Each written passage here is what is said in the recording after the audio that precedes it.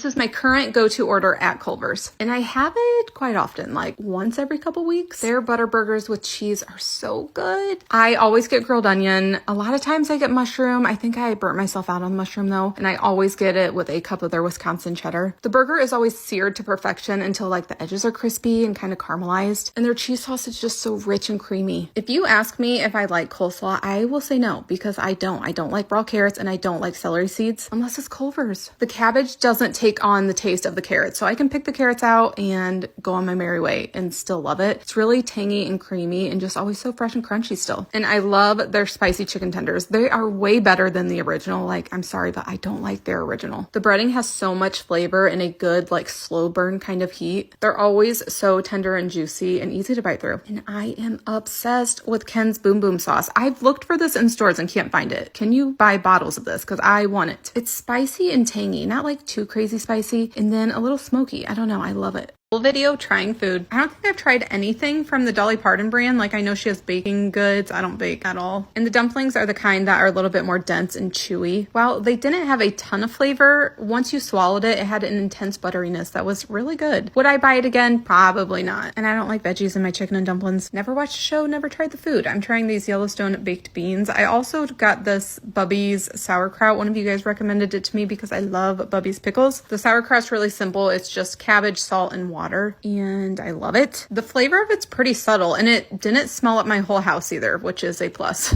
It had a slight saltiness, which I liked, and it was still a little crunchy, and it wasn't like smack you in the face sour. Like, the sourness was so subtle that I couldn't barely taste it over the sausage. It would be so good in sauerkraut balls or German potato salad. And the beans, I hated. I rarely talk about food I don't like, let alone hate, and I hated these. They tasted like the red sauce at Taco Bell with extra cumin, like extra cumin, liquid smoke, and some other spice that left a bad aftertaste. This is what happens when I start digging through my freezer. I like to call this freezer roulette. I have so many partial bags of things, they're taking over. Today I have fish fillets, fried pickles, and tater tots.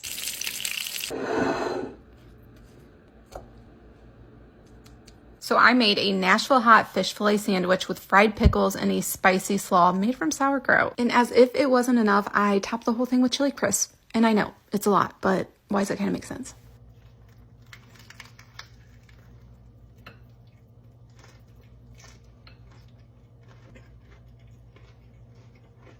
It'd probably kill me, but I would eat about 1,000 of these. You got the heat from the sauce, but like it has a slight sweetness to it because I added brown sugar. The slaw is really creamy and spicy with a little zip from the sauerkraut. Is it just me, or does this look like Carl from Up? Please tell me you see it. Anyways. And somehow the fried pickles keep the whole thing together, which sounds like a lie because they all fell off. But who am I? I don't make the rules, I just enforce them. As always, leave me your thoughts. And that's just a start on my freezer.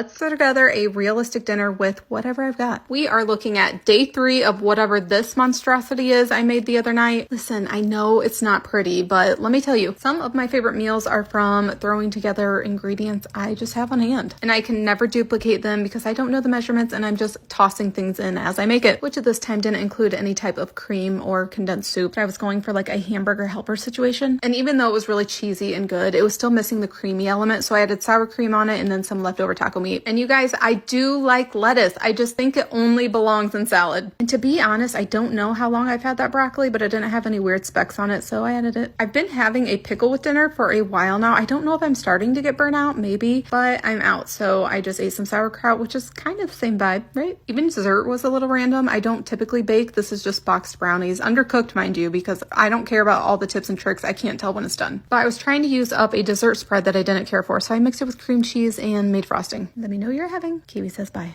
Broccoli salad inspired pasta salad. And I'll put the full recipe screenshot at the end for you, so it's just easier that way. But basically what I did was I made broccoli salad without adding any broccoli into it. So I mixed up the dressing, I put in sunflower seeds, cranberries, cheese, bacon, all of the things. And then I did also add in broccoli, obviously, but just not nearly as much as if I was making a broccoli salad. And I think it's best after it chills in the fridge, like it gets creamier. Let me know if you try it.